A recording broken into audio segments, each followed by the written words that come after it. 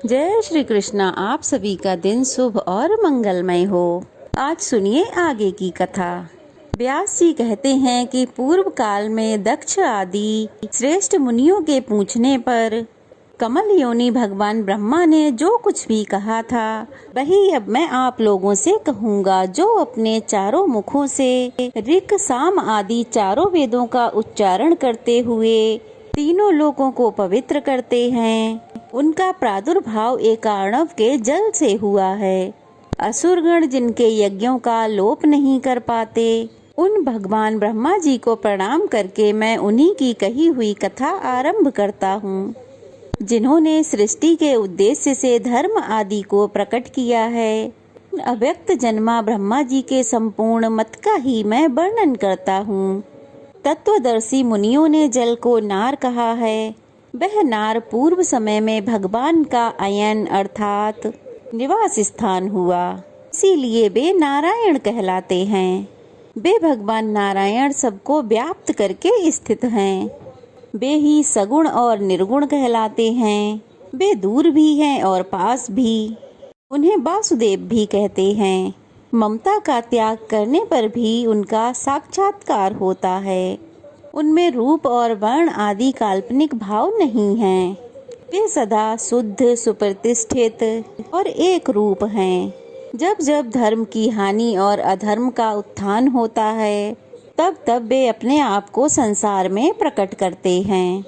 पूर्व समय में उन्हीं प्रजापालक भगवान ने वराह रूप धारण करके थूथन से जल को हटाया और रसातल में डूबी पृथ्वी को अपनी एक दाढ़ से कमल के दल के समान ऊपर उठा लिया। उन्होंने ही नरसिंह रूप धारण करके हिरण्यकश्यपु का वध किया और विप्रचित्ति आदि अन्य दानवों को भी मार गिराया। फिर वामन अवतार लेकर माया से बलि को बांधा और दैत्यों को जीतकर तीनों लोकों को अपने 3 पगों से ही नाप लिया। वे ही भृगुवंश में परम प्रतापी जमदग्नि कुमार परशुराम के रूप में उत्पन्न हुए, जिन्होंने पिता के वध का बदला लेने के लिए क्षत्रियों का संहार कर डाला। उन्हीं भगवान ने अत्रि कुमार प्रतापी दत्तात्रेय के रूप में अवतरित होकर महात्मा अलर्क को अष्टांग योग का उपदेश दिया। त्रेता युग में दशरथ नंदन श्री राम के रूप में प्रकट होकर उन्होंने ही त्रिभुवन को भय देने वाले रावण का युद्ध में वध किया। प्रलय काल में जब सारी सृष्टि एकार्णव में निमग्न हो गई, समय देवताओं के भी देवता जगतपति श्री विष्णु 1 सहस्त्र युगों तक शेषनाग की सैया पर सोते रहे। वास्तव में वे अपनी योग निद्रा का सहारा लेकर अपनी योग महिमा में स्थिर हो गए थे। संपूर्ण चराचर जगत को उन्होंने अपने उदर में स्थापित कर रखा था। जनलोक निवासी सिद्ध और महर्षि उनकी स्तुति करते थे। उसी समय उनकी नाभि से एक कमल प्रकट हुआ, जो दिशा रूपी पत्रों से सुशोभित अग्नि और सूर्य के समान तेजस्वी था और पर्वत रूपी केसरों से अलंकृत था। वह कमल ही पितामह ब्रह्मा जी का सुंदर ग्रह था। उसी में 4 मुखों वाले देवाधिदेव ब्रह्मा जी प्रकट हुए। उस समय भगवान विष्णु की कानों की मैल से 2 महाबली और महापराक्रमी दानव उत्पन्न हुए, जो ब्रह्मा जी को मार डालने के लिए तत्पर हो गए थे। उनका नाम मधु और कैटव था। भगवान ने समुद्र रूपी शयन ग्रह से उठकर उन दोनों दुर्धर्ष दैत्यों का वध कर दिया। ये तथा और भी भगवान की असंख्य लीलाएं हैं, जिनकी मैं गणना नहीं कर सकता। इस समय अजन्मा भगवान के जिस अवतार का प्रसंग चल रहा है, वह मथुरा में हुआ था। इस प्रकार भगवान की जो वास्तविक मूर्ति है, वही अवतार धारण करती है।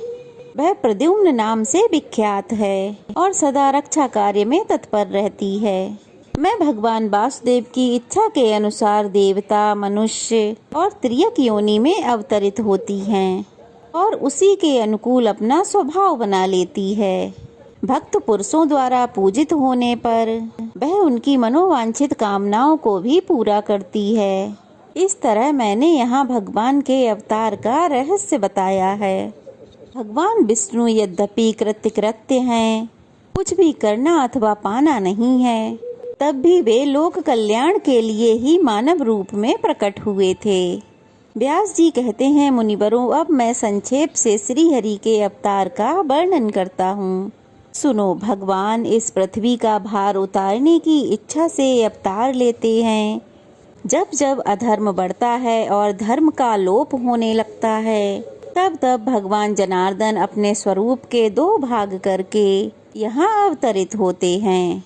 साधु पुरुषों की रक्षा, धर्म की स्थापना, दुष्टों तथा अन्य देवद्रोहियों का दमन और प्रजा का पालन करने के लिए वे प्रत्येक युग में अवतार लेते हैं। बहुत समय पहले की बात है। यह पृथ्वी अत्यंत भार से पीड़ित होकर मेरु पर्वत पर देवताओं के समाज में गई और ब्रह्मा आदि सबको प्रणाम करके खेद और मिश्रित वाणी में सब हाल सुनाने लगी। स्वर्ण के गुरु अग्नि, गौओं के गुरु सूर्य तथा मेरे गुरु संपूर्ण लोकों के वंदनीय भगवान नारायण हैं। इस समय ये काल नेमी आदि दैत्य मर्त्य लोक में जन्म लेकर दिन रात प्रजा को कष्ट देते रहते हैं।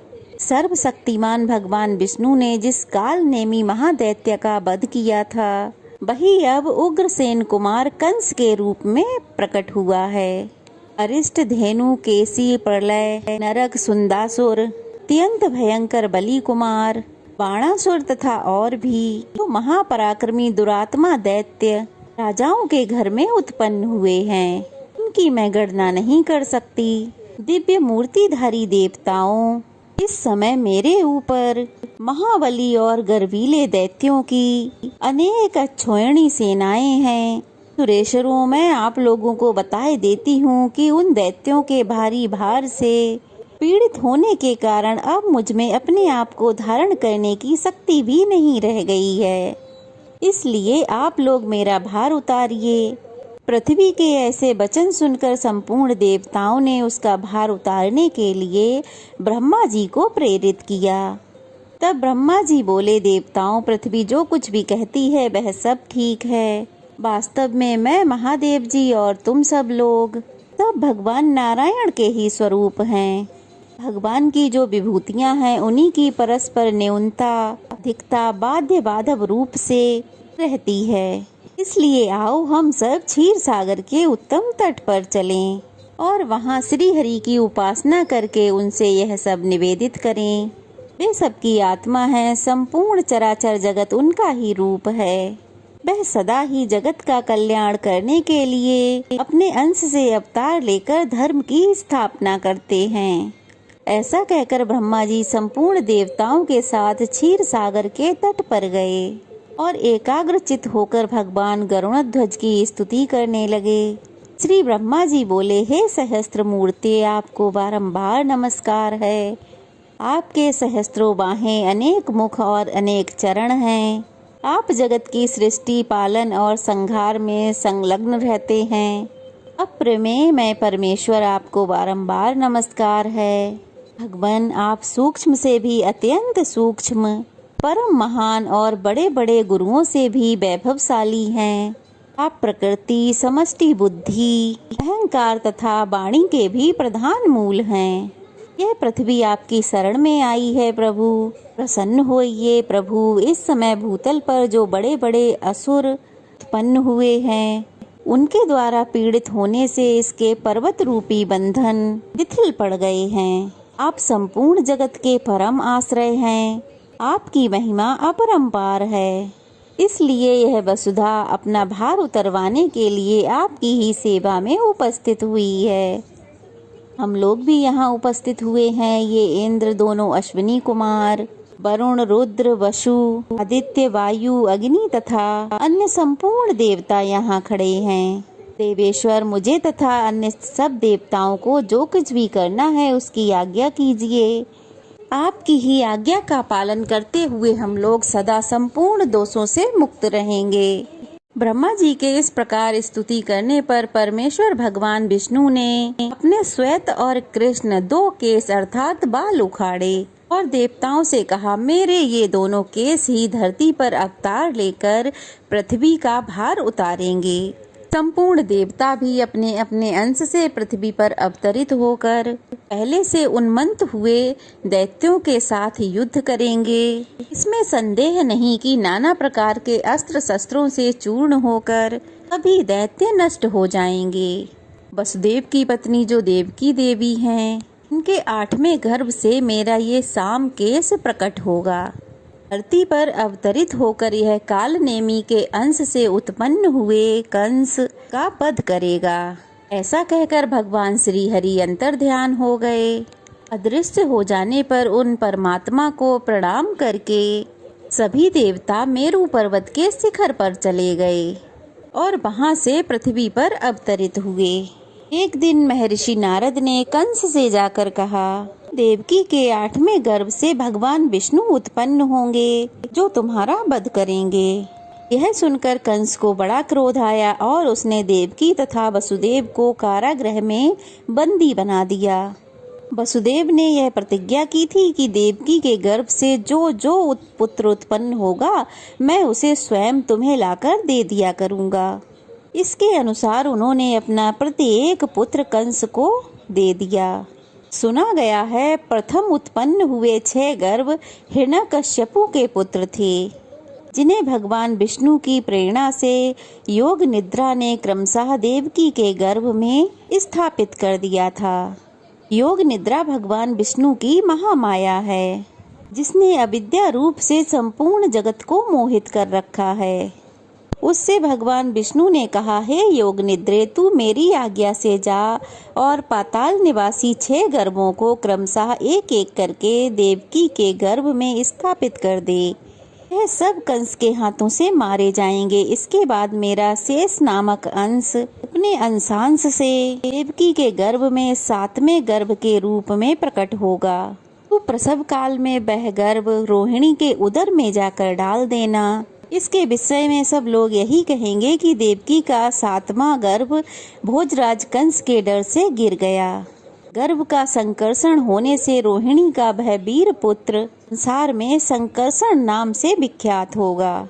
उसके शरीर का रंग श्वेतगिरी के शिखर की तरह गौर होगा। उसके बाद मैं देवकी के उदर में प्रवेश करूंगा। उस समय हे योग निद्रे, तुझे भी यशोदा जी के उदर में अविलंब प्रवेश करना होगा। वर्षा ऋतु में भाद्रपद मास के कृष्ण पक्ष की अष्टमी तिथि को आधी रात के समय मेरा प्राकट्य होगा। तू 9वीं तिथि में यशोदा जी के गर्भ से जन्म लेगी। उस समय वसुदेव मेरी शक्ति से प्रेरित होकर मुझे तो यशोदा की सैया पर पहुंचा देंगे और तुझे देवकी के पास ले आएंगे। फिर कंस तुझे लेकर पत्थर की शिला पर पछाड़ेगा, किंतु तू उसके हाथ से निकलकर आकाश में ठहर जाएगी। ऐसा करके इंद्र मेरे गौरव का स्मरण करके तुझे 100 बार प्रणाम करेंगे और विनीत भाव से अपनी बहन बना लेंगे। फिर तू शुंभ निशुंभ आदि सहस्त्रों दैत्यों का वध करके अनेक स्थान बनाकर सारी पृथ्वी की शोभा बढ़ाएगी। भूति, सन्नति, कीर्ति, शांति, पृथ्वी, धृति, लज्जा, पुष्टि, उषा तथा अन्य जो भी स्त्री नामधारी वस्तु है वह सब तू ही है, जो प्रातः काल और अपराह्न में तेरे सामने मस्तक झुकाएंगे और तुझे आर्या, दुर्गा, वेद गर्भा, अंबिका, भद्रा, भद्रकाली, क्षेम्या तथा सेमंकरी आदि कहकर तेरी आराधना करेंगे। उनके समस्त मनोरथ मेरी कृपा से सिद्ध हो जाएंगे। जो लोग भक्ष्य भोज्य आदि पदार्थों से तेरी पूजा करेंगे, उन मनुष्यों पर प्रसन्न होकर तू उनकी समस्त इच्छाएं पूर्ण करेगी। वे सब लोग सदा मेरी कृपा से निश्चय ही कल्याण के भागी होंगे। इसलिए देवी, जो कार्य मैंने तुझे बताया है उसे पूर्ण करने के लिए अब चाह। व्यास जी कहते हैं, देवादिदेव श्री हरि ने पहले जैसा आदेश दिया था उसी के अनुसार जगत जननी योग माया ने देवकी के उदर में क्रमशः 6 गर्भ स्थापित किए और 7वें को खींचकर रोहिणी के उदर में डाल दिया। इसके बाद तीनों लोगों का उपकार करने के लिए साक्षात श्री हरि ने देवकी के गर्भ में प्रवेश किया और उसी दिन योग निद्रा यशोदा जी के उदर में प्रविष्ट हुई। भगवान विष्णु के अंश के भूतल पर आते ही आकाश में ग्रहों की स्थिति यथावत होने लगी। सभी ऋतुएं सुखदायिनी हो गईं। देवकी के शरीर में इतना तेज आ गया कि कोई उनकी ओर आंख उठाकर नहीं देख सकता था। देवतागण स्त्री पुरुषों से अदृश्य रहकर अपने उदर में श्री विष्णु को धारण करने वाली माता देवकी का प्रतिदिन स्तवन करने लगे। देवतागण कहने लगे, देवी तुम स्वाहा सुधा और तुम ही विद्या सुधा और ज्योति हो। इस पृथ्वी पर संपूर्ण लोकों की रक्षा के लिए तुम्हारा अवतार हुआ है। तुम प्रसन्न होकर संपूर्ण जगत का कल्याण करो। हमारी प्रसन्नता के लिए उन परमेश्वर को अपने गर्भ में धारण करो जिन्होंने स्वयं में संपूर्ण जगत को धारण कर रखा है। इस प्रकार देवताओं द्वारा की हुई स्तुति को सुनते हुए माता देवकी ने जगत की रक्षा करने वाले कमल नयन भगवान विष्णु को अपने गर्भ में धारण किया। इसके बाद वह शुभ समय आया कि समस्त विश्व रूपी कमल को विकसित करने वाले महात्मा श्री विष्णु रूपी सूर्य देव का देवकी रूपी प्रभात बेला में उदय हुआ। आधी रात का समय था। मेघ मंद मंद स्वर में गरज रहे थे। शुभ मुहूर्त में भगवान जनार्दन प्रकट हुए। उस समय संपूर्ण देवता फूलों की वर्षा करने लगे। विकसित नील कमल के समान श्याम वर्ण वत्स चिन्ह से सुशोभित वक्ष स्थल वाले चतुर्भुज बालक को उत्पन्न हुआ देख परम बुद्धिमान वसुदेव ने उल्लासपूर्ण वचनों में भगवान की स्तुति की और कंस से भयभीत स्वर में कहा, शंख चक्र गदा धारण करने वाले देव देवेश्वर, मैंने जान लिया आप साक्षात भगवान हैं। परंतु हे देव, मुझ पर कृपा करके आप अपने इस दिव्य रूप को छुपा लीजिए। आप मेरे भवन में अवतरित हुए हैं, यह बात जान लेने पर कंस मुझे अभी कष्ट देगा। देवकी बोली, जिनके अनंत रूप हैं, ये संपूर्ण विश्व जिनका ही रूप है, जो गर्भ में स्थित होने पर भी अपने शरीर से संपूर्ण लोकों को धारण करते हैं तथा जिन्होंने अपनी माया से ही ये बाल रूप धारण किया है, वे देव देव प्रसन्न हों। हे देवेश्वर, आप अपने इस चतुर्भुज रूप का उपसंहार कीजिए। दैत्यों का संहार करने वाले देवेश्वर, आपके इस अवतार का वृतांत कंस कभी ना जानने पाए। तब श्री भगवान बोले, देवी, पूर्व जन्म में तुमने पूर्व जन्म में मुझ जैसे पुत्र को पाने की इच्छा से मेरी जिस प्रकार स्तुति की थी, वह आज सफल हो गई, क्योंकि आज मैंने तुम्हारे उदर से जन्म लिया है। मुनिवरों, ऐसा कहकर भगवान मौन हो गए तथा वसुदेव जी भी रात में उन्हें लेकर घर से बाहर निकले। वसुदेव के जाते ही योग निद्रा के प्रभाव से पहरा देने वाले सारे सिपाही अचेत हो गए थे। बादल वर्षा कर रहे थे। यह देख शेषनाग ने अपने छत्र से भगवान को ढक लिया और वे वसुदेव जी के पीछे पीछे चलने लगे। रास्ते में अत्यंत गहरी यमुना जी बह रही थीं। उनके जल में नाना प्रकार की ऊंची ऊंची सैकड़ों लहरें उठ रही थीं, किंतु भगवान विष्णु जी के ले जाते समय वे वसुदेव जी के घुटनों तक आ गईं। वसुदेव जी ने उसी अवस्था में यमुना जी को पार किया। उन्होंने देखा नंद आदि बड़े बड़े गोप राजा कंस का कर लेकर यमुना के किनारे पर आए हुए हैं। उसी समय यशोदा जी ने भी योग माया को कन्या रूप में जन्म दिया, परंतु वे योग निद्रा से मोहित थीं, इसलिए पुत्र है या पुत्री इस बात को जान ही नहीं सकीं। प्रसूति गृह में अन्य जो स्त्रियां थीं, वे भी निद्रा के कारण अचेत हो गई थीं। तब वसुदेव जी ने चुपके से अपने बालक को यशोदा जी की सैया पर सुला दिया और कन्या को लेकर तुरंत लौट आए। इससे आगे का वृतांत आप सभी अगले अध्याय में जरूर सुनिएगा। ये कथा कैसी लगी कमेंट बॉक्स में बताइएगा। अच्छी लगी हो तो वीडियो को लाइक कीजिएगा, चैनल को सब्सक्राइब कीजिएगा, ढेर सारा प्यार और आशीर्वाद दीजिएगा।